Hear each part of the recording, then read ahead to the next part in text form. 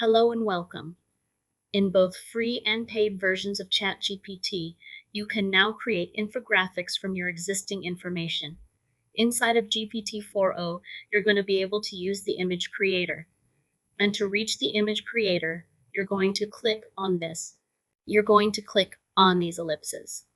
You will then click on Create Image. And you want to make sure that you're not looking at DALL-E, but you are looking at the updated version of the image creator. You're going to click on that element. What you will then do is to create your image. Now, if what you're doing is you're going to be taking some of your existing information and turning that into an infographic, you want to click this button and then grab the file and upload it here. We're going to upload from our computer a PowerPoint presentation.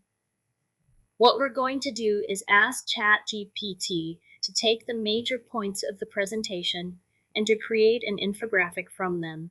And once we have in a very simple prompt, we click Enter. We're going to allow ChatGPT to create the infographic in real time. Now, this is not an instantaneous process in some cases, especially when you're creating an infographic, so you do want to give it time. If it does not return an image fairly quickly, what you may want to do is check to see if your memory is working properly. Now, in this particular case, it's just taking a long time because this is a complex piece of information. And we are also asking it to do something complex, which is to create an infographic. Now, again, the process does take a while to complete in some cases, and our image is now complete. We can now download the image. You will then have your PNG image, so you can take existing information and upload it to ChatGPT.